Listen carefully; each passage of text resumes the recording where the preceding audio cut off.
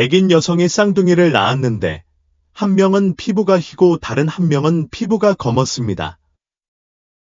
불행히도 그녀는 출산 중에 사망했고 풀리지 않은 미스터리가 남았습니다.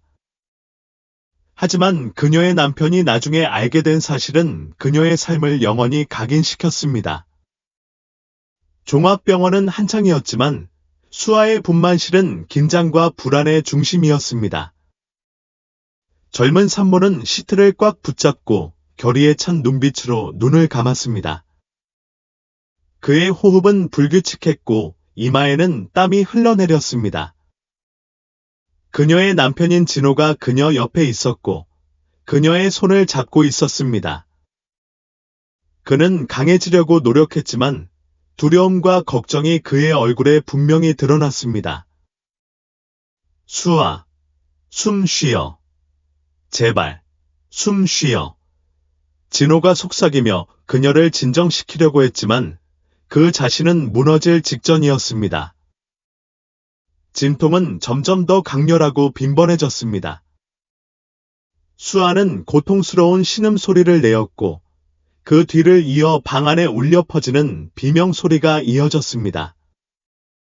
집중된 표정의 빈센트 박사는 그를 둘러싼 간호사 팀에게 재빨리 지시를 내렸습니다. 밀어, 수아. 온 힘을 다해 밀어. 거의 다 왔어. 의사가 단호하고 격려하는 목소리를 유지하려고 했으며 말했다. 수아는 힘겹게 고개를 끄덕이고 남은 힘을 다했다. 마지막으로 가슴 아픈 울음소리와 함께 그녀는 첫 번째 쌍둥이를 세상에 내보냈다. 아기의 울음소리가 방을 가득 채웠지만 기쁨은 잠깐이었다. 1분 후, 두 번째 쌍둥이도 큰 울음소리와 함께 태어났다. 진호는 놀라움과 혼란으로 지켜보았다. 간호사들은 아기들을 씻기고 싸매었다. 쌍둥이 중 한 명은 수아와 마찬가지로 피부가 하얗고 다른 한 명은 피부가 검었다. 진호는 말이 없었고 그의 마음은 자신이 보고 있는 것을 처리하려고 했었다. 하지만 질문을 하기 전에 그는 놀라운 것을 알아챘다.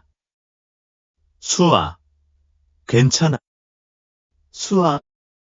진호는 수아가 눈을 감고 호흡이 점점 약해지는 것을 보고 목구멍에서 공포가 치밀어 오르는 것을 느꼈다. 의사님, 뭔가 이상해요. 진호가 목소리를 떨며 소리쳤다. 빈센트 의사는 즉시 수아에게 집중하며 간호사들에게 명령을 외쳤다. 하지만 그들의 노력에도 불구하고 수아의 생명은 빠르게 사라지고 있었다. 진호는 침대 옆에 무릎을 꿇고 그녀의 손을 잡고 눈물을 흘렸다. 수아, 제발, 버텨. 날 두고 가지 마. 그는 절망에 가득 찬 목소리로 속삭였다. 수아는 마지막으로 눈을 뜨고 사랑과 슬픔이 뒤섞인 표정으로 그를 바라보았다. 그들을 돌봐줘, 진호. 약속해. 그녀는 눈을 영원히 감았다. 진호는 고통과 괴로움의 비명을 지르며 간호사들이 그를 그녀에게서 떼어내려고 하는 동안 수아를 붙잡았다. 빈센트 의사가 심각한 표정으로 다가왔다. 정말 미안해, 진호. 우리는 할 수 있는 모든 것을 다 했어. 그는 그녀의 어깨에 손을 얹으며 말했다. 진호는 대답하지 않았다. 그는 수아에게 매달려 있었다. 쌍둥이의 울음소리가 방을 가득 채웠지만 진호는 들을 수 없었다. 그녀의 세상은 그 순간 무너졌다. 마침내 형언할 수 없는 고통과 함께 그는 간호사들이 수아를 데려가도록 내버려 두었다. 몇 시간 후, 진호는 대기실에 앉아 시선을 잃었다. 그는 무슨 일이 일어났는지 알 수 없었다. 그의 엄마 은하가 달려왔다. 그녀의 얼굴은 걱정스러워 보였다. 진호, 무슨 일이야? 수아는 어디 있지? 그녀가 물었다. 하지만 아들의 표정을 보고 그녀는 끔찍한 일이 일어났다는 것을 알았다. 수아. 그녀는 올 수 없었어요. 난 어떻게 해야 할지 모르겠어요. 진호는 말을 더듬으며 다시 눈물을 흘렸다. 은하가 그를 품에 안고 위로하려 했다. 정말 미안해, 아들아.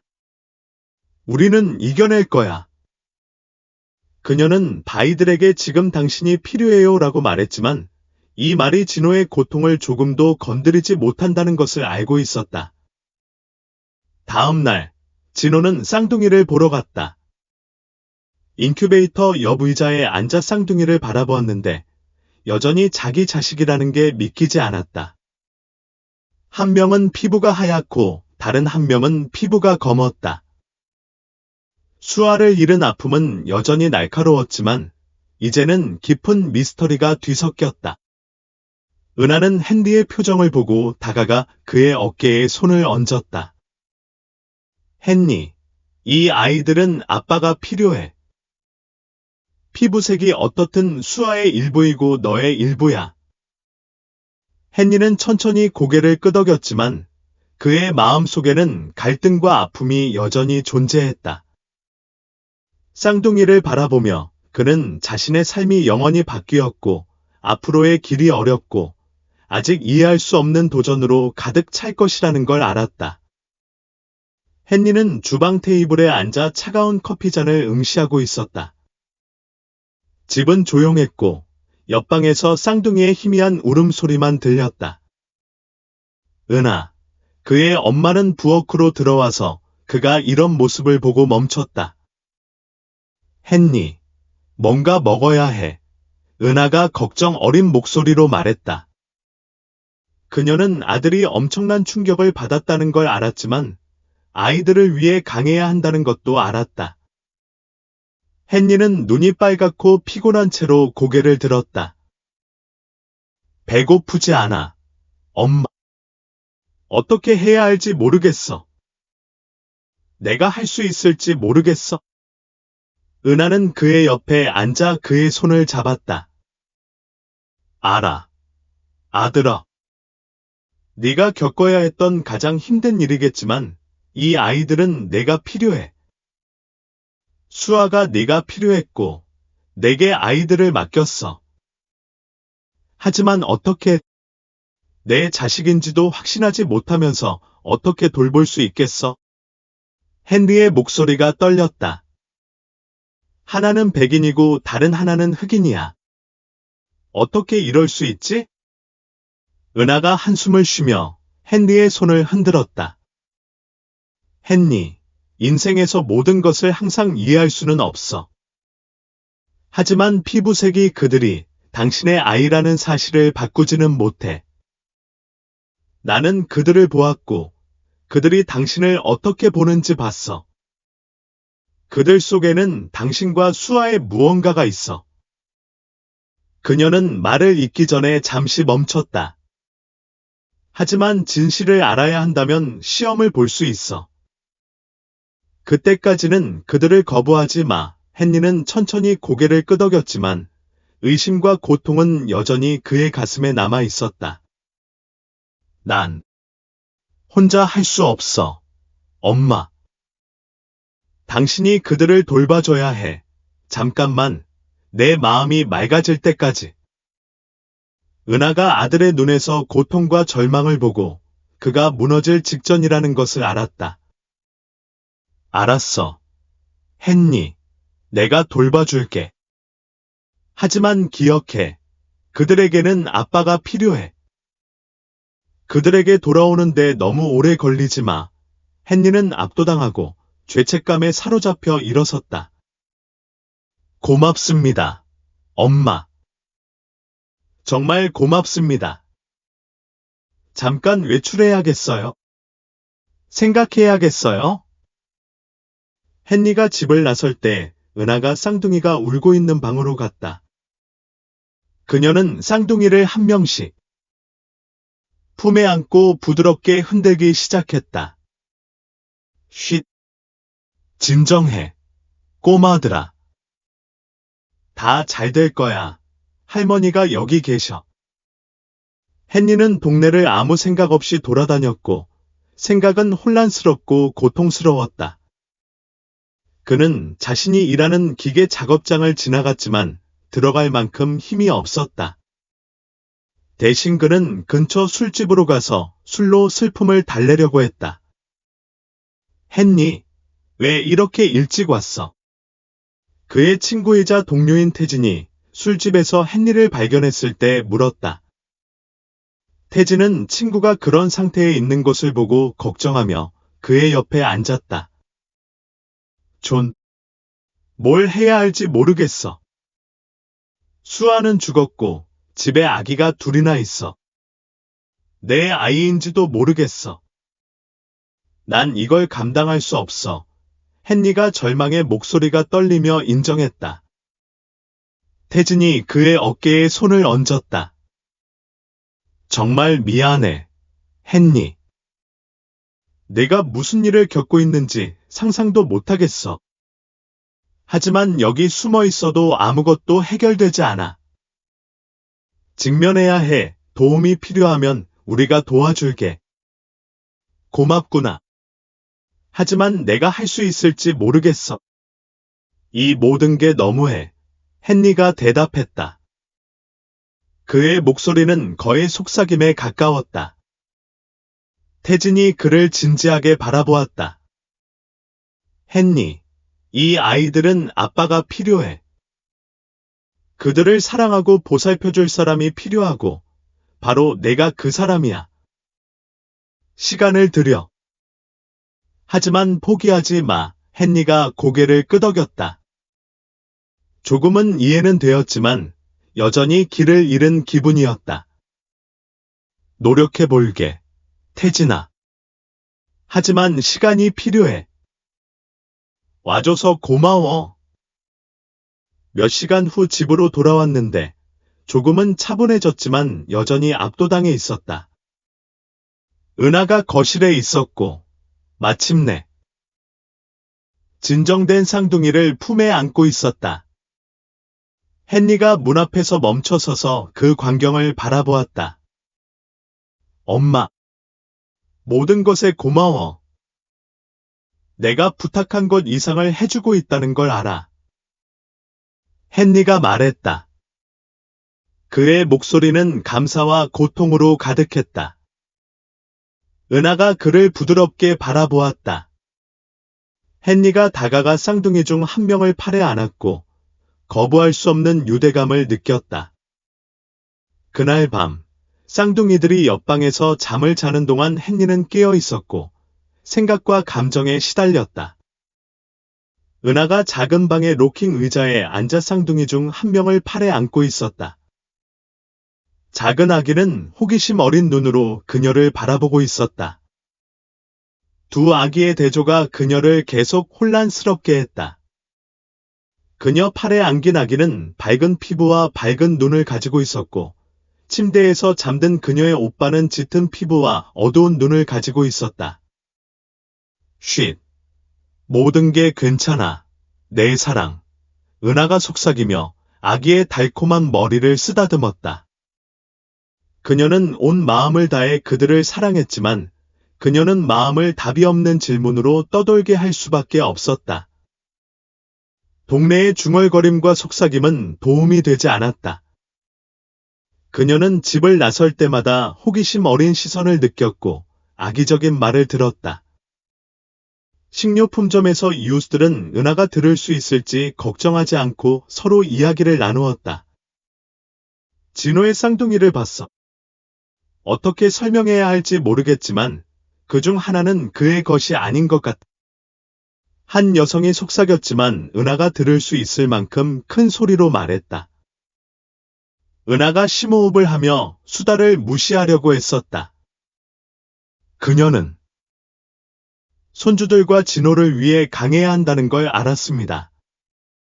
그녀는 가장 친한 친구 지아에게 이야기해서 자신을 털어놓기로 했습니다. 지아, 이 모든 소문을 어떻게 해야 할지 모르겠어. 은하가 어느 날 오후 주방에서 커피를 마시면서 털어놓았습니다. 사람들은 수아의 정절과 진호의 친자 관계에 대해 계속 의문을 제기합니다.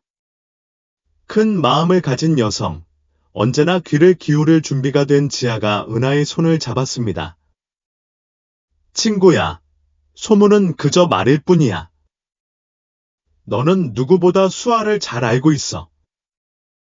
그녀가 항상 원칙을 지키는 여성이었다는 걸 알잖아.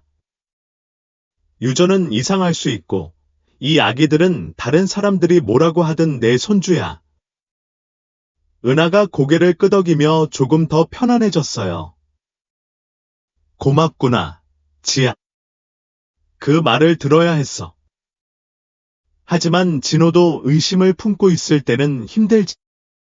지아는 그녀를 연민 어린 눈으로 바라보았습니다. 진호는 상처받았어. 은하야. 수아를 잃고 이 상황을 다루는 건 그에게 쉽지 않아. 그에게 시간을 줘. 그동안 이 아기들에게 할 수 있는 모든 사랑을 계속 줘. 은하가 새로운 각오로 집으로 돌아왔다. 쌍둥이를 돌보는 게 그녀의 주된 목표가 되었다. 그녀는 그들에게 사랑과 관심을 주었고, 그들을 둘러싼 의심과 소문을 무시하려고 노력했다. 하지만 그들이 어린 얼굴을 볼 때마다 의문은 완전히 사라지지 않았다. 은하와 진호가 사는 동네는 긴밀한 커뮤니티였다.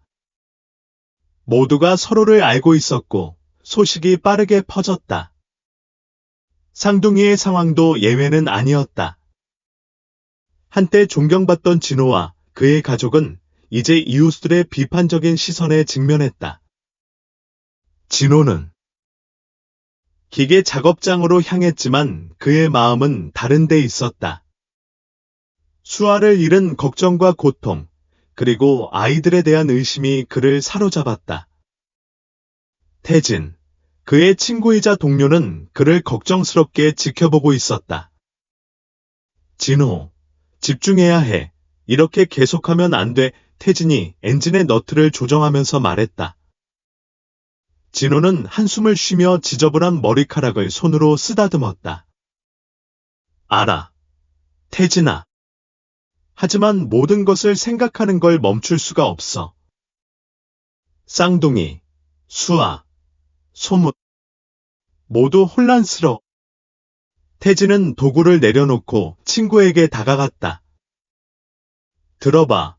우리 모두 널 돕기 위해 여기 있어. 하지만 넌 이걸 처리할 방법을 찾아야 해. 누군가와 이야기하고 지원을 찾아. 이 모든 걸 혼자 짊어질 수는 없어. 진호는 친구의 말이 옳다는 걸 알고 고개를 끄덕였다. 내 말이 맞아. 태진아. 해결책을 찾아야 해. 이걸 처리할 방법을. 한편 집에서 은하가 쌍둥이를 돌보는 과제에 직면했다.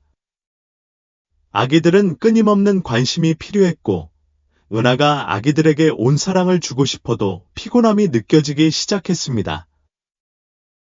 호기심 많은 이웃들의 방문과 악의적인 댓글은 도움이 되지 않았다. 어느 날 오후 은하가 쌍둥이들과 함께 공원을 걷던 중 그녀는 항상 가족의 친구였던 이웃 해수를 만났다.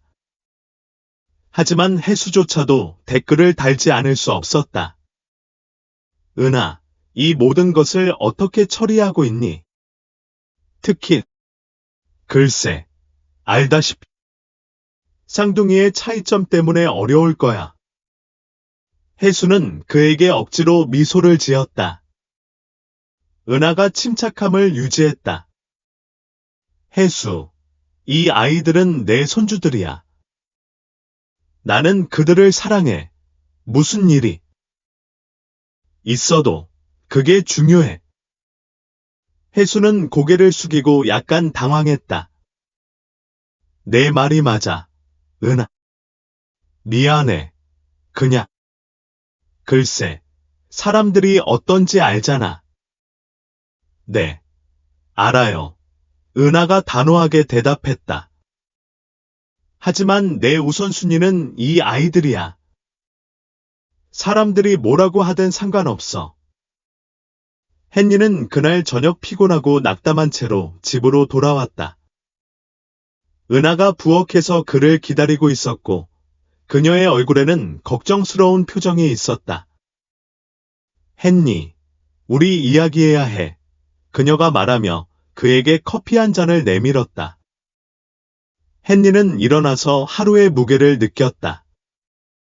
엄마, 뭐야? 소문은 저절로 사라지지 않을 거야. 우리는 이 문제에 직면해야 해. 의사와 상의하고 필요한 검사를 하지만 이 일에 휘말리지 마. 내 아이들이 널 필요로 해. 은하가 단호하게 말했다. 헨리는 고개를 끄덕였다. 그의 엄마가 옳다는 것을 알았기 때문이다. 엄마, 내가 할게. 검사를 할게. 하지만 그때까지는 검사와 워크숍에 집중해야 해. 은하가 미소를 지으며 아들의 손을 잡았다.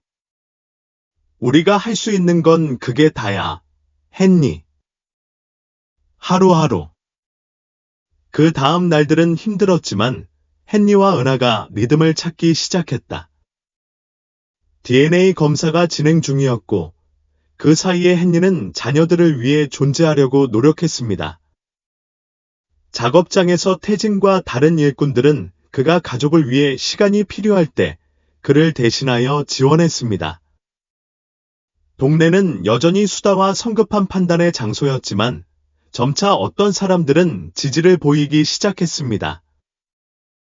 은하의 친구 지아는 지역사회와 지원의 중요성에 대해 이야기하기 위해 지역회의를 조직했습니다. 우리 모두 어려운 시기를 겪었습니다. 이제 판단하지 말고 모일 때입니다.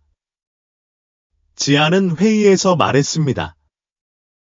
은하와 헨리에게는 등 뒤에서 험담하는 것이 아니라 우리의 지원이 필요합니다. 지아의 메시지는 일부 사람들에게 공감을 얻었고 동네의 태도는 천천히 바뀌기 시작했습니다. 하지만 헨리는 끝없는 고통과 혼란의 순환에 갇힌 것처럼 느꼈습니다. 날이 갈수록 쌍둥이의 친자 관계에 대한 의심이 수아를 잃은 견딜 수 없는 고통과 뒤섞였습니다. 그는 주방 테이블에 앉아 차가운 커피 한 잔을 바라보며 상황의 무게가 자신을 짓누르는 것을 느꼈다.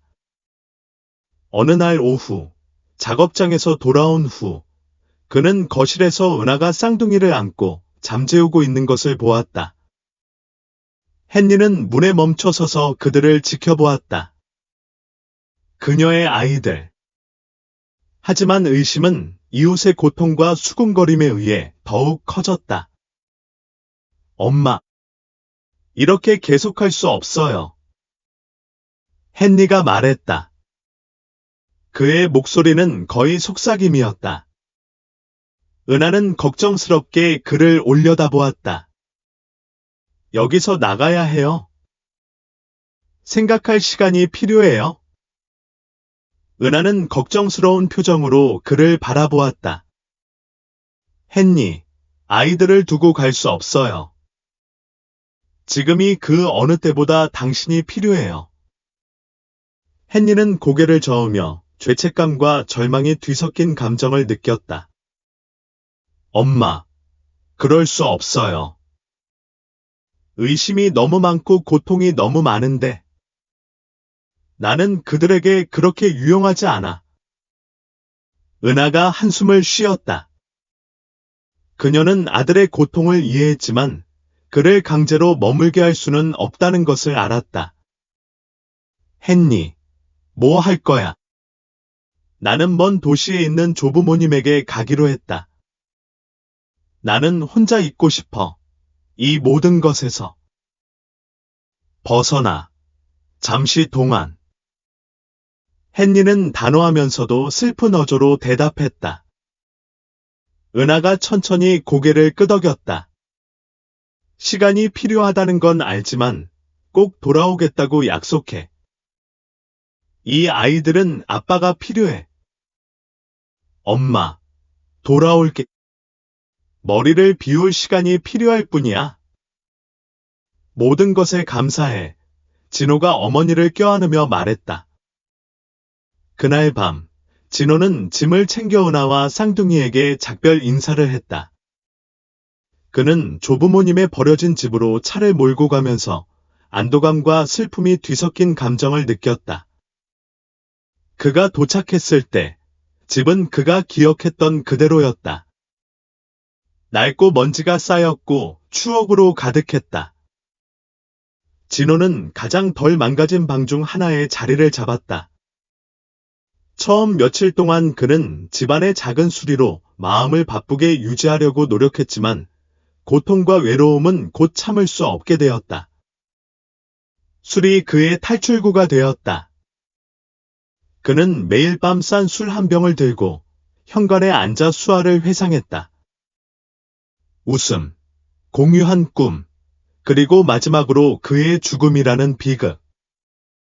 그는 죄책감과 의심에 압도당했다. 만약 쌍둥이가 그의 것이 아니라면 어떻게 될까? 만약 수아가 그에게 무언가를 숨겼다면? 하지만 그들이 정말로 그의 아이들이라면 어떻게 될까? 불확실성이 그를 안에서 갉아먹었다. 진호는 거의 1년 동안 그의 피난처였던 조부모님 집에서 혼자였다. 밤은 어둡고 고요했고 헐떡이는 그의 숨소리와 가끔씩 들리는 오래된 나무의 삐걱거리는 소리만이 방해했다. 그는 자신을 둘러싼 빈병들이 그의 고통과 우울증의 밤을 조용히 지켜보는 것을 셀 수 없었다. 그날 밤, 진호는 잠시 술을 끊고 기억을 떠올리기로 했다. 그는 눈을 감고 수아를 처음 만났을 때처럼 바라보았다. 그녀의 전염성 있는 웃음과 활기찬 에너지가 방 안을 가득 채웠다. 그는 그녀를 처음 봤을 때의 감정을 기억해냈다. 그녀가 자신의 인생에서 특별한 사람이 될 것이라는 것을 알게 해준 순간의 불꽃이었다. 수아, 그날 기억. 진호가 속삭였다. 그 말은 거의 들리지 않았다. 우리는 공원에서 만났지. 너는 대학 과제를 위해 꽃을 따러 갔고 나는 자전거를 수리하고 있었지. 그는 그들의 첫 데이트를 기억했다. 단순한 저녁 식사였지만 웃음과 깊은 대화로 가득했다. 그리고 그들의 결혼식은 겸손했지만 사랑으로 가득했다. 수아는 흰 드레스를 입고 빛났고 진호는 그녀에게서 눈을 떼지 못했다. 미래에 대한 그들의 계획은 훌륭했고 희망으로 가득했다. 그는 가족을 꾸리고 아이를 낳고 함께 삶을 꾸려가고 싶었다. 수아가 임신했을 때 진호는 그녀의 꿈이 이루어질 것이라고 믿었다. 하지만 출산 당일 모든 것이 무너졌다. 진호는 술병을 비우며 눈물이 흘러내리는 것을 느꼈다. 미안해, 수아. 너에게 필요한 남자가 아니었어. 우리 아이들이 받을 만한 아버지가 아니었어. 현관문이 금이 가고 진호는 예상치 못한 방문에 놀라 고개를 들었다. 가장 친한 친구이자 동료인 태진이 들어왔는데 그의 표정은 결의와 걱정이 뒤섞여 있었다. 진호, 내가 계속 이러는 걸 볼 수 없어. 태진이 말하며 문을 닫았다. 그냥 서서 내가 스스로를 파괴하는 걸 지켜볼 수는 없어. 진호는 한숨을 쉬며 지친 얼굴에 손을 대었다. 헨리는 스스로를 때리려고 했다. 태진아, 얼마나 힘든지 모를 거야. 수아를 생각할 때마다 죄책감과 의심이 밀려와. 태진이 마주 앉아 그의 눈을 똑바로 바라보았다. 그래, 알아. 쉽지 않아. 하지만 수아가 어떤 사람이었는지 기억해야 해. 그녀는 강하고 충실했고 온 마음을 다해 너를 사랑했어. 그녀는 내가 아이들을 돌볼 거라고 믿었어. 헨리가 고개를 숙였다. 하지만 내 아이들이 아니었다면 어떡하지? 태진아. 그녀의 목소리가 떨렸다. 만약 전부 거짓말이라면? 태진이 고개를 저었다. 수아는 그렇지 않았어. 진실을 알아내야 해. 의심을 해소하려면 DNA 검사를 해. 하지만 계속 도망칠 수는 없어. 계속 숨어서 술에 빠져 있을 수는 없어.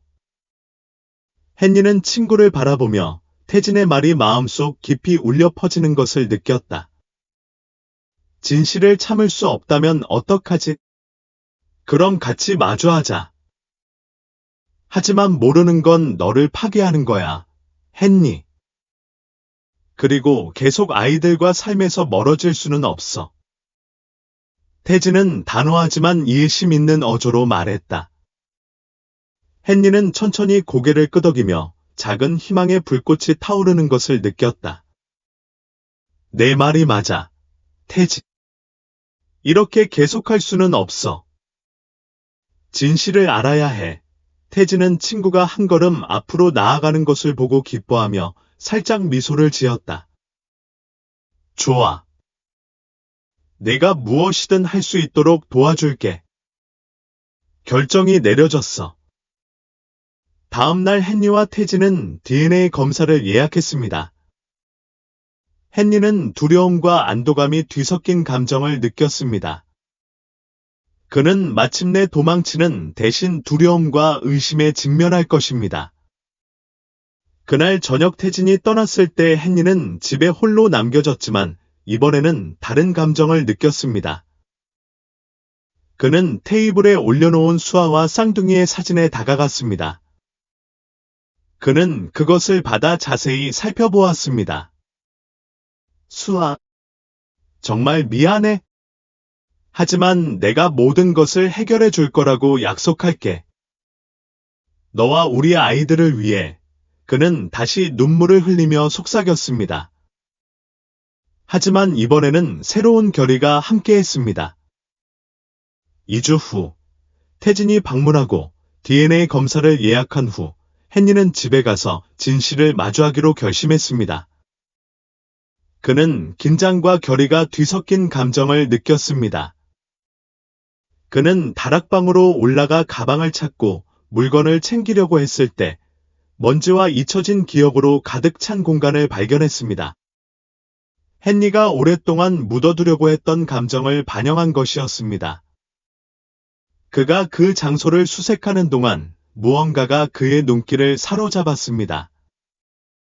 한 구석에 수십 년 동안 거기에 있었던 먼지가 묻은 오래된 가방이 있었습니다. 호기심이 생겨서 그는 그 가방에 다가가서 들어 올려보니 놀랍게도 무거웠습니다. 호기심이 그를 사로잡았습니다. 그는 가방을 닫아두는 녹슨 자물쇠를 12구가 필요했습니다. 조사한 후 그는 그 작업에 적합해 보이는 작은 지렛대를 찾았습니다. 몇 번 시도하고 약간의 노력 끝에 자물쇠가 풀렸습니다. 헨리는 가방을 열었습니다. 그가 안에서 발견한 것은 그를 말문 못하게 만들었습니다. 편지, 사진, 작은 상자가 있었습니다. 그는 사진을 보면서 시작했습니다. 그가 본 것은 그를 놀라게 했습니다. 그녀의 10대 할아버지는 백인 여성과 흑인 남성과 함께 포즈를 취했습니다. 헨리는 증조부모에 대해 자세히 들어본 적이 없었다. 할아버지가 그들이 좋은 사람들이라고 한 것을 막연히 기억할 뿐이었다. 헨리는 다락방 바닥에 앉아 사진을 펼쳐놓고 자신이 보고 있는 것이 무엇인지 알아내려고 했다. 그는 편지 중 하나를 집어 읽기 시작했다. 그것은 그녀의 증조부가 그녀의 증조모에게 쓴 편지였다. 그녀는 그들의 삶, 그들의 사랑, 그리고 인종 간 결혼으로 인해 겪었던 어려움에 대해 설명했는데 그것은 매우 어려운 시기였다. 헬레나에게 힘든 시기지만 당신의 사랑은 나에게 계속 살아갈 힘을 준다. 우리 아이들은 우리의 사랑이 모든 장벽을 극복했고, 가족이 가장 중요하다는 것을 알아야 한다. 진호는 눈물이 핑 돌았다. 그의 가족의 역사는 그가 상상했던 것보다 더 복잡하고 풍부했다. 그는 계속해서 여러 편지를 읽었고, 각 편지는 그의 유산이라는 퍼즐 조각을 채웠다. 작은 트렁크에서 진호는 다른 사진과 오래된 시계와 펜던트와 같은 개인 소지품을 발견했습니다. 모든 것이 그녀의 증조부모가 강하고 용감한 사람들이었으며 사랑을 위해 큰 도전에 직면했음을 보여주었습니다. 그것은 그가 모든 의심과 문제에도 불구하고 수아와 그들의 사랑의 힘을 생각하게 했습니다. 새로운 이해와 과거와의 연결감을 느낀 진호는 이 발견을 어머니 은하와 공유해야 한다고 결심했고, 아마도 쌍둥이가 더 자랄 때 그들에게도 공유해야 할 것입니다. 그는 편지와 사진을 조심스럽게 모아 가방에 넣었습니다. 그런 다음 그는 다락방에서 내려와 은하를 불렀습니다. 엄마, 조부모님 다락방에서 꼭 봐야 할 게 있어요. 그는 침착함을 유지하려고 했으며 말했다. 이건 우리 증조부모님의 사진과 편지예요. 할아버지가 혼혈부부의 아들이라는 건 몰랐어요. 은하가 대답하기 전에 전화선 끝에 긴 침묵이 흘렀고 그녀의 목소리는 약간 떨렸다. 헨리, 뭐라고 말해야 할지 모르겠어요. 할아버지는 항상 가족에 대해 매우 소극적이셨어요. 우리를 보호하기 위해 과거에 대해 절대 말하지 않겠다고 약속하셨어요. 우리가 편견 없이 살기를 원하셨어요. 하지만 엄마, 이게 모든 걸 바꿔요. 우리는 우리의 역사를 알아야 해요. 저는 그녀를 알아야 해요. 특히 지금은요. 진호가 주장했다. 알아요. 아들아. 알아요. 당신이 돌아오면 더 많이 이야기할 거라고 약속해요. 하지만 제발, 빨리 돌아와요. 우리에게 당신이 필요해요. 은하가 슬픔과 희망이 뒤섞인 목소리로 대답했다. 엄마, 꼭 돌아올게요. 약속해요. 진호는 새로운 각오로 말했다. 진호는 하루 종일 짐을 챙기고 자신이 발견한 것에 대해 생각했다. 사진과 편지는 자신의 과거, 자신과 자식들을 더 잘 이해하는 열쇠인 듯했다. 그날 밤, 그는 술에 손을 대기보다는 편지를 들고 앉아 증조 부모님의 역사에 몰두했다. 그는 그들의 금지된 사랑과 그들이 겪었던 투쟁을 발견했다. 다음 날 아침, 진호는 기억과 계시로 가득 찬 가방을 들고 집으로 가는 길을 떠났다. 운전을 하면서 그는 어머니와 발견한 것을 어떻게 공유할지, 그리고 그것이 자신의 자식들에 대한 인식을 얼마나 바꿀 수 있을지 생각했다. 쉽지 않을 거라는 걸 알았지만 그는 가족을 위해 더 나은 미래를 만들기 위해 과거와 마주할 준비가 되어 있었다. 그의 집에 도착하자 은하가 그를 힘차게 껴안았다. 진호, 너무 보고 싶었어. 그녀는 눈물을 글썽이며 말했다. 엄마, 나도 보고 싶었어. 그리고 전하고 싶은 게 너무 많아. 진호는 설렘과 긴장이 뒤섞인 목소리로 대답했다. 그들은 거실에 앉았고 진호는 가방에서 사진과 편지를 꺼내기 시작했다. 은하가 조심스럽게 그것들을 꺼내서 하나하나 주의 깊게 읽고 보았다. 할아버지가 우리에게 이 이야기를 한 번도 하지 않으셨다니 믿을 수 없어. 은하가 떨리는 목소리로 말했다. 아마 우리를 보호하고 있다고 생각했을 거야. 진호가 제안했다. 엄마와의 대화가 끝난 후 진호는 심장이 쿵쾅거리며 위층으로 올라가 쌍둥이 방으로 들어갔다. 이 순간에 도달하기까지 길고 고통스러운 여정이었다.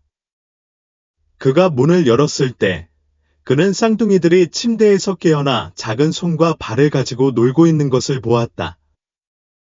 두 아이는 그를 돌아보았고 눈을 크게 뜨고 호기심에 차 있었다. 그는 천천히 다가가서 그들을 주의 깊게 지켜보았다. 진호는 이전에 간과했던 세부 사항을 알아차리지 않을 수 없었다. 수아와 너무도 비슷한 미소와 수아를 많이 연상시키는 작은 몸짓. 그는 무릎을 꿇고 그들의 눈높이에 맞추었다. 쌍둥이 중 한 명이 그에게 다가왔다. 안녕, 꼬마야. 진호는 부드러운 목소리로 말했지만 감정이 가득했다. 나는 아빠야. 쌍둥이 중 한 명, 피부가 밝은 쌍둥이는 미소를 지으며 이해할 수 없는 말을 중얼거렸고, 피부가 어두운 쌍둥이는 호기심과 수줍음이 뒤섞인 표정으로 그를 바라보았다. 진호는 두 번째 쌍둥이의 목에 작은 점이 있는 것을 알아챘는데 바로 자신에게도 있는 곳이었다. 대단해. 진호는 처음으로 그들과 깊은 유대감을 느끼며 속삭였다. 이 유대감은 깊고 진짜였다. 너는 나의 일부야. 수아의 그 다음 날들은 결정적이었다. 헨리와 은하가 돌아온 다음 날, 쌍둥이를 병원으로 데려가 DNA 검사를 했습니다. 결과를 기다리는 동안 긴장했지만 헨리는 앞으로 나아가려면 진실을 알아야 한다는 것을 알았습니다. 일주일 후, 그는 실험실에서 전화를 받았습니다. 그는 떨리는 손으로 전화를 받았습니다. 헨리 씨, DNA 검사 결과가 나왔습니다. 쌍둥이는 당신의 친자식입니다. 전화선 끝에서 목소리가 들렸습니다. 헨리는 안도감과 후회가 뒤섞인 감정을 느꼈습니다. 그는 의심과 고통 속에서 너무 많은 시간을 낭비했습니다. 그는 전화를 끊고 잠시 침묵 속에 서서 소식을 받아들였습니다. 그런 다음 그는 쌍둥이의 방으로 곧장 향했습니다. 그들은 내 것입니다. 그는 눈물을 글썽이며 아이들과 놀고 있는 은하를 바라보았다. 이 아이들은 내 아이들이야. 은하가 미소를 지으며 눈꼬에 기쁨의 눈물을 머금었다. 난 항상 그걸 알고 있었어. 헨리. 이제 내가 그들에게 필요한 아버지가 될 때야. 헨리는 다시 은하와 함께 살면서 아이들과 다시 연결되기로 결심했다. 그는 아이들과 놀고, 돌보고, 그들의 성격에 대한 모든 사소한 디테일을 배우는데 몇 시간을 보냈다.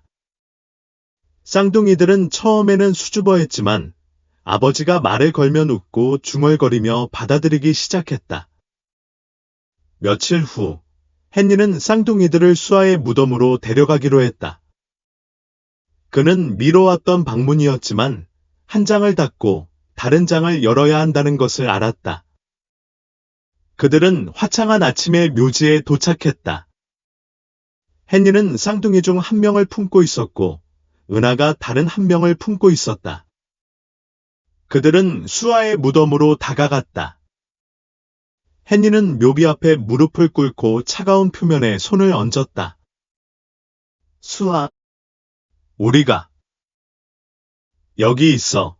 그는 쉰 목소리로 말했다. 그는 계속하기 전에 심호흡을 했다. 우리 아이들을 만나게 하고 싶었어. 그들은 아름다워. 그리고 나는 그들을 돌볼 거라고 약속할게. 나는 내 기억을 존중하고 그들이 마땅히 받아야 할 아버지가 될 거야. 그는 쌍둥이들이 무덤 옆에서 꽃으로 노는 것을 지켜보며 눈물을 흘렸다. 은하가 그의 어깨에 손을 얹고 조용히 그를 지지했다. 헨리는 심호흡을 했고 마침내 자신이 짊어지고 있던 무게가 사라지는 것을 느꼈다. 나는 매일 내가 그리워, 수아. 하지만 나는 아이들이 내가 누구인지, 그리고 내가 그들을 얼마나 사랑했는지 알게 될 거라고 약속할게. 그들은 묘지에 더 오래 머물며 평온함과 마무리의 느낌을 즐겼다. 헨리는 오랫동안 경험하지 못했던 평화를 느꼈다. 그는 아직 갈 길이 멀다는 것을 알고 있었지만 처음으로 미래에 직면할 준비가 되었다고 느꼈습니다. 그들은 집으로 돌아왔고 헨리는 계속해서 자녀들에게 헌신했습니다. 내일은 새로운 도전이었지만 그들과 강하고 사랑스러운 관계를 구축할 수 있는 기회이기도 했습니다. 시간이 지나면서 그는 그들의 삶에서 끊임없이 자애로운 인물이 되었고 웃음, 게임, 특별한 순간을 공유했습니다. 세월은 빨리 흘렀습니다. 이제 6살이 된 쌍둥이는 학교에 갈 준비가 되었습니다.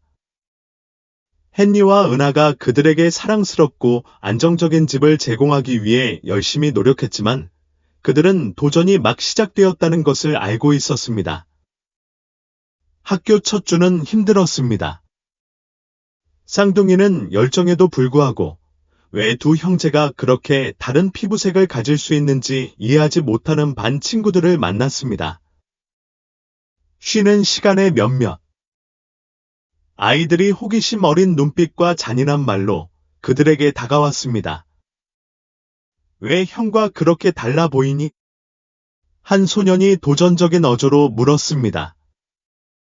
밝은 피부의 쌍둥이, 동현은 동생 석진을 바라보더니 단호하게 대답했다. 우리는 특별하기 때문이야. 우리는 형제고, 그게 다 중요해.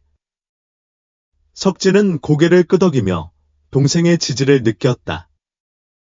하지만 다른 아이들의 말은 상처를 주고 무시하기 어려웠다. 집에 돌아왔을 때 진호는 무언가 잘못되었다는 것을 알아챘다. 평소에는 에너지가 넘치고 웃음이 가득한 쌍둥이들은 조용하고 낙담해 있었다. 오늘 학교에서 무슨 일이 있었어? 진호가 그들 앞에 무릎을 꿇고 물었다. 동현과 석진은 동현이 말하기 전에 서로 눈빛을 교환했다. 어떤 아이들은 못된 말을 했어. 우리가 다르기 때문에 형제가 되어서는 안 된다고 했어. 진호는 배에 덩어리가 생기는 것을 느꼈다. 공평하지 않아. 너희는 형제고 있는 그대로 완벽해. 우리가 해결할게. 그날 밤 진호와 은하가 상황에 대해 논의했다. 그들은 학생들에게 수용과 다양성에 대해 교육할 수 있는 방법을 찾기 위해 학교장인 모랄레스 여사와 대화하기로 결정했습니다. 다음 날 아침 그들은 그녀의 사무실에서 교장을 만났다. 유진은 이해심 어린 미소로 그들을 맞이했다. 당신의 우려를 이해합니다. 그녀는 말했다. 모든 아이들이 학교에서 받아들여지고 안전하다고 느끼는 것이 중요합니다. 우리는 학생들의 다양성에 대한 인식을 높이기 위한 워크숍과 활동을 조직할 수 있습니다. 진호는 안도감을 느끼며 고개를 끄덕였다. 고맙습니다. 쌍둥이들이 여기서 기분 좋게 느끼는 것이 중요합니다. 우리는 그들에게 차이가 재산이며 축하할 만한 일이라는 것을 알리고 싶습니다. 모랄레스 씨는 다양성과 수용에 대한 일련의 워크숍과 토론을 조정했습니다. 그들은 전문가를 초대하고 아이들이 차이를 존중하는 것의 중요성에 대해 배우고 토론할 수 있는 활동을 조직했습니다. 쌍둥이들도 참여하여 자신의 이야기를 공유하고 반 친구들이 상황을 더 잘 이해하도록 도왔습니다. 시간이 지나면서 학교의 분위기가 바뀌기 시작했습니다. 잔인했던 아이들은 동현과 석진에게 더 호기심을 갖고 존중하게 되었습니다. 쌍둥이는 심지어 다양성의 옹호자가 되어 그 과정에서 친구와 동맹을 얻었습니다. 하지만 거기서 도전은 끝나지 않았다. 동현과 석진은 고등학교에 진학하면서 새로운 어려움에 직면했다. 사춘기는 더 큰 압박과 새로운 편견을 가져왔다. 일부 동지들은 여전히 그들의 차이를 받아들이지 않았고 상처를 주는 발언이 다시 나타났다. 어느 날 오후, 특히 힘든 하루를 보낸 후, 동영과 석진은 거실에 앉았고 그들의 얼굴은 좌절과 슬픔을 반영했다. 왜 사람들은 우리를 있는 그대로 받아들일 수 없는 거지? 석진이 절망에 가득 찬 목소리로 물었다. 동현이 고개를 끄덕였다. 그저 우리가 누구인지에 대해 항상 싸워야 하는 건 지치는 일이야. 주방에서 그들의 말을 듣고 있던 진호가 그들과 함께 앉았다. 힘들 거라는 건 알지만 이런 도전에 직면할 때마다 변화를 만들어낸다. 사람들에게 더 나아지고 더 개방적이고 이해심 있는 사람이 되도록 가르치는 거야. 은하가 듣고 있던 쌍둥이에게 다가가 껴안았다. 너는 세상을 바꿀 힘이 있고 이 투쟁에서 혼자가 아니야. 우리는 항상 너를 지원하기 위해 여기 있어. 그날 밤 쌍둥이는 꿈과 포부에 대해 이야기했다. 그들은 자라서 법학을 공부하고 싶다고 결심했다. 그들은 자신뿐만 아니라 차별에 직면한 모든 사람들을 위해 불의와 편견에 맞서 싸우고 싶어 했다.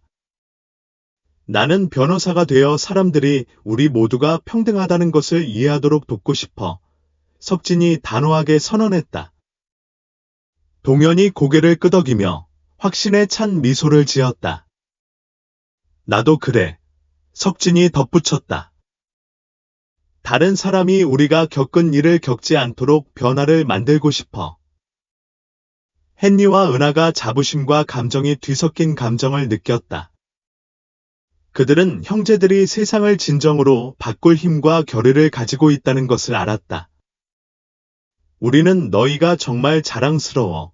헨리가 그들을 껴안으며 말했다. 우리는 당신이 위대한 일을 해낼 것이라는 걸 알아요. 헨리의 작업실은 더운 오후였습니다. 도구의 끊임없는 소음과 기름과 금속 냄새가 공기를 가득 채웠습니다. 헨리는 엔진을 고치는 데 집중하고 있었는데 문이 열리고 여자 목소리가 그를 부르는 소리가 들렸습니다. 헨리. 그는 더러운 천으로 손을 닦으며 고개를 들었습니다.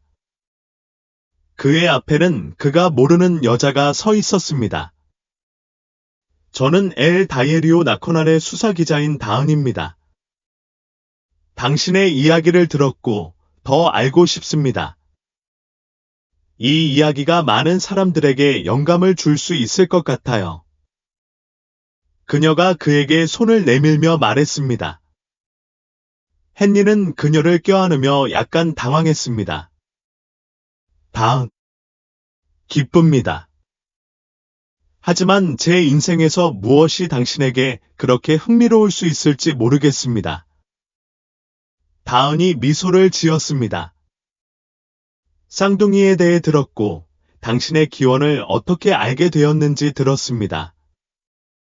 이 이야기를 하고 싶습니다. 그녀가 큰 영향을 미칠 수 있다고 생각해요. 헨리는 한숨을 쉬며 고개를 끄덕였다. 알겠습니다. 길고 복잡한 이야기입니다. 모든 것은 제가 증조부의 오래된 편지와 사진을 발견했을 때 시작되었습니다. 그는 흑인 남성이었는데 당시 매우 어려운 시기에 백인 여성과 결혼했습니다. 그들은 많은 인종차별과 어려움에 직면했지만 그들의 사랑은 강했습니다. 다은이 노트와 펜을 꺼냈습니다. 더 듣고 싶습니다. 이야기할 시간이 있습니까? 헨리가 고개를 끄덕였고 그들은 작업장 구석에 앉았습니다. 그가 자신의 이야기를 하는 동안 다은은 자세한 메모를 적고 있었습니다. 그는 편지와 사진을 발견한 것에 대해 그것이 어떻게 자신의 뿌리를 더 잘 이해하게 했는지, 그리고 그것이 어떻게 자녀와 자신의 삶에 대한 그의 비전에 영향을 미쳤는지에 대해 그녀에게 말했습니다. 이건 놀라운 이야기야. 헨리, 다은이 글을 마치며 말했습니다. 많은 사람들이 이 이야기에서 영감을 받을 수 있을 것 같아요. 이 이야기를 책으로 쓰는 것을 생각해 본 적이 있나요? 헨리가 고개를 저었습니다. 생각해 본 적이 없어. 난 작가가 아니야. 다은이 단호한 표정으로 그를 바라보았다. 그럴 필요 없어. 내 이야기를 들려주면 나머지는 내가 도와줄게. 세상이 이 말을 들어야 해. 헨리가 잠시 생각한다. 자신의 이야기를 세상과 공유하는 건 두려웠지만 동시에 변화를 가져올 수 있다고 생각했다. 좋아. 다은. 해보자. 사람들이 내가 누구인지, 내 가족, 그리고 우리가 극복한 모든 것을 알게 되기를 바란다. 그 후 몇 달 동안 헨리와 다은은 함께 책을 썼다. 헨리는 밤마다 과거를 회상하며 글을 썼고, 다은은 그가 이야기를 구성하고 형성하는 데 도움을 주었다. 지치는 과정이었지만 치유적이기도 했다. 헨리는 자신의 이야기를 들려주면서 수아와 그녀의 조상들의 기억을 기리는 것 같은 기분이 들었다. 마침내 책이 완성되었다. 제목은 루츠 앤드 베류였다. 출판 당일 헨리는 긴장했습니다. 사람들이 어떻게 반응할지 몰랐지만 그렇게 해서 자랑스러웠습니다. 반응은 압도적이었습니다. 이 책은 곧바로 베스트셀러가 되었고 솔직함과 희망과 인내의 메시지로 칭찬을 받았습니다. 헨리와 그의 가족에 대한 이야기는 편견과 인생의 도전에 직면한 많은 사람들에게 공감을 불러일으켰습니다. 어느 날 밤, 헨리는 은하와 쌍둥이들과 함께 집에 있었습니다. 그들은 이제 10대가 되었습니다. 그들은 모두 거실에 앉아 책에 대한 댓글과 리뷰를 살펴보고 있었습니다. 동현은 미소를 지으며 아버지를 올려다보았습니다. 아빠, 이 책은 많은 사람들의 삶을 바꿔요. 정말 자랑스러워요. 석진이 고개를 끄덕였습니다. 당신은 우리에게 강하고 용감하다는 것이 무엇인지 보여줬어요. 우리는 당신의 발자취를 따라가고 싶어요. 진호는 감동했습니다. 고맙습니다, 여러분. 그는 자랑스러운 마음으로 아들들을 바라보았습니다. 이 책은 당신의 책이자 제 책이기도 합니다. 우리는 모두 많은 것을 겪었고, 우리의 이야기가 다른 사람들에게 어떻게 도움이 될 수 있는지 보는 것은 놀라운 일입니다. 은하가 자랑스러움에 눈물을 흘리며 덧붙였습니다. 진호, 당신의 할아버지와 증조 부모님은 당신을 정말 자랑스러워하실 겁니다. 당신은 가능한 한 최선의 방법으로 그들의 추억을 기렸습니다. 진호는 깊은 평화와 만족감을 느꼈습니다. 책이 성공하면서 그는 학교, 지역사회, 행사에서 자신의 이야기를 공유하라는 초대를 받기 시작했습니다. 그는 이야기를 할 때마다 과거와 현재 사이에 다리를 놓는 것 같은 기분이 들었고, 다른 사람들이 자신의 어려움을 극복하도록 영감을 주었습니다. 어느 날 저녁, 진호는 집에서 저녁 준비를 마치면서 긴장했습니다. 그는 다은에게 자신의 이야기를 세상에 전하도록 도와준 것에 대해 감사를 표하기 위해 초대했습니다. 그는 식탁을 차리면서 그들이 함께 이룬 모든 일을 생각하지 않을 수 없었습니다. 이 책이 출판된 이후 그녀의 삶은 예상치 못했지만 보람있는 전환을 맞았습니다. 초인종이 울리자 진호는 문을 열고 다은이 와인 한 병을 들고 웃고 있는 것을 보았다. 안녕 진호, 초대해줘서 고마워. 그녀가 집에 들어오면서 말했다. 와줘서 고마워. 진호가 병을 받으며 대답했다. 우리는 거실에서 저녁을 먹을 거야. 음식이 마음에 들었으면 좋겠어. 그들은 앉아서 책, 그들의 삶, 그리고 아이들에 대해 이야기하기 시작했다. 이혼하고 10대 자녀를 둔 다은은 자신의 경험과 어려움을 공유했다. 나는 항상 당신이 이 모든 것을 처리하는 방식을 존경했어. 진호. 당신은 영감이야. 그녀는 진심 어린 눈으로 말했다. 진호는 오랫동안 느껴보지 못했던 따뜻함을 느끼며 미소를 지었다. 당신도 영감이야. 다은. 당신이 없었다면 나는 이런 방식으로 내 이야기를 할 수 없었을 거야. 대화는 자연스럽게 이어졌고, 밤이 깊어지면서 두 사람 사이의 공통 관심사가 분명해졌습니다. 다은과 진호는 웃고 개인적인 일화를 공유하며 매 순간 더욱 친밀감을 느꼈습니다. 시간이 흐르고 두 사람은 계속 만나서 서로의 동행을 즐겼습니다. 직업적 우정으로 시작했던 것이 금세 더 깊은 우정으로 바뀌었습니다. 몇 달 후, 두 사람은 공식적으로 사귀기 시작했습니다. 은하와 쌍둥이는 진호와 다은의 관계를 지지했습니다. 아빠, 다은이 대단해. 행복해 보여서 기뻐. 동현이 정원에서 놀던 어느 날 오후에 말했습니다. 네, 아빠. 다은은 대단한 사람이에요. 석진이 고개를 끄덕이며 덧붙였습니다. 은하도 그녀의 지지를 표했습니다. 진호, 다은은 멋진 여자야. 내가 인생을 함께할 사람을 찾았다는 사실이 기쁘다. 세월이 흐르고 쌍둥이는 법학대학에 진학하여 불의와 편견에 맞서 싸우겠다는 꿈을 이루었습니다. 진호는 그들이 인생에서 발전하는 것을 지켜보며 자신이 옳은 일을 했다는 것을 알았습니다. 그녀의 이야기는 고통스러웠지만 자녀들에게 더 밝은 미래를 위한 길을 열어주었습니다. 동현과 석진은 차별과 불의에 맞서 싸우겠다는 꿈을 실현하고 결의를 가지고 전진했습니다. 졸업식 날은 온 가족에게 감정적으로 충격적인 행사였습니다. 쌍둥이는 토가와 졸업 모자를 쓰고 무대에 올라 연설을 했습니다.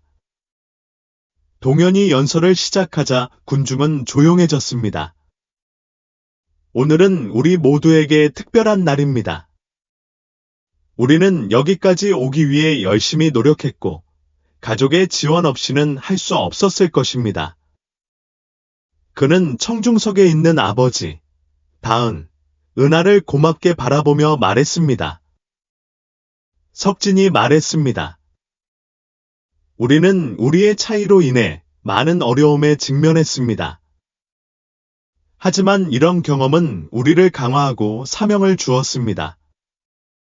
그는 말을 계속하기 전에 잠시 멈췄습니다. 우리는 차별과 싸우고 차이점을 수용하도록 장려하는데 삶을 바치고 싶습니다. 쌍둥이의 말이 방 전체에 울려 퍼졌고 청중 중 많은 사람들이 감동하여 눈물을 흘렸습니다. 헨리, 다은, 은하가 깊이 자랑스러워하고 감동했습니다. 그들은 성공했습니다. 은하가 눈물을 글썽이며 중얼거렸습니다. 네, 엄마. 그들은 성공했습니다. 헨리가 대답하며 다은의 손을 흔들었습니다. 쌍둥이는 졸업 후 자신들이 자란 지역사회에 자신의 로펌을 열었습니다. 첫날부터 그들은 불의에 맞서 지역 주민을 지원하겠다고 다짐했습니다. 그들의 주된 투쟁은 차별과 인종차별에 맞선 것이었고 자신의 경험을 동기로 삼았습니다. 그들이 맡은 첫 번째 사건은 집에서 부당하게 추방된 이민자 가족과 관련이 있었습니다. 동현과 석진은 지치지 않고 일하며 확실한 증거를 제시하고 가족을 대신해 열정적으로 주장했습니다. 그들은 소송에서 이겼습니다. 이 승리는 가족에게 정의를 가져다 주었을 뿐만 아니라 지역사회에서 그들의 명성을 확립했습니다. 지역 언론과의 인터뷰에서 동현은 이렇게 말했습니다. 우리는 출신이나 외모에 관계없이 모든 사람을 돕기 위해 여기 있습니다. 우리의 목표는 모든 사람이 받아들여지고 소중하게 여겨진다고 느낄 수 있는 장소를 만드는 것입니다. 석진은 이렇게 덧붙였습니다. 우리는 다르다는 이유로 판단받는 것이 어떤 것인지 압니다. 우리는 다른 사람이 이런 일을 겪지 않도록 하고 싶습니다. 헨리, 다은, 은하가 쌍둥이가 지역사회를 변화시키는 것을 자랑스럽게 지켜보았습니다. 그들은 길이 길고 어려움이 많았음을 알고 있었지만 각각의 장애물이 그들의 결의를 강화했다는 것도 알고 있었습니다. 어느 날 쌍둥이 사무실에 모두 모였을 때 석진은 헨리에게로 돌아섰습니다. 아빠, 우리가 이룬 모든 것은 아빠 덕분입니다. 아빠는 우리에게 강하고 회복력 있는 방법을 보여주셨어요. 동현은 다은을 바라보며 이렇게 덧붙였습니다. 그리고 다은, 당신 덕분이기도 합니다. 우리 이야기를 하는 것의 중요성을 이해하도록 도와주셨죠. 헨리는 미소를 지으며 감동했습니다. 저는 당신을 정말 자랑스럽게 생각합니다. 당신은 우리의 투쟁을 선한 힘으로 바꾸어 놓았습니다. 지금 하고 있는 일을 계속하세요. 그러면 세상을 바꿀 수 있을 겁니다. 가족, 친구, 지역 사회의 지원을 바탕으로 헨리는 아들들의 밝은 미래를 보았습니다. 그는 어려움에도 불구하고 사랑과 단결이 어떤 장애물도 극복할 수 있다는 것을 알았습니다. 헨리의 가족은 회복력과 힘의 상징이 되었고 이웃과 그 너머의 다른 사람들에게 영감을 주었습니다. 이 감동적인 여정을 통해 우리는 장애물을 기회와 희망으로 바꿀 수 있었던 가족의 어려움과 승리를 발견할 수 있었습니다. 가족의 뿌리를 발견하는 것부터 평등을 위한 투쟁에서 쌍둥이의 확신에 이르기까지 모든 순간이 사랑과 회복력의 힘을 일깨워줍니다. 이 이야기가 우리만큼 당신에게 감동을 주었다면 구독하고 알림벨을 활성화하여 채널을 지원해 새로운 모험을 놓치지 않도록 해주세요. 귀하의 구독과 메시지는 저희가 계속해서 여러분께 매혹적이고 고무적인 이야기를 제공하기 위한 에너지와 동기부여의 원천입니다. 아래의 댓글에 이 이야기에 대한 생각을 알려주세요. 귀하의 피드백은 귀중하며 귀하의 감정과 열망에 공감할 수 있는 더 많은 콘텐츠를 제공하는 데 도움이 됩니다. 저희 커뮤니티에 참여해 주셔서 감사합니다. 함께 우리의 삶을 밝히고 인류의 아름다움을 상기시키는 이야기를 계속 탐구할 것입니다.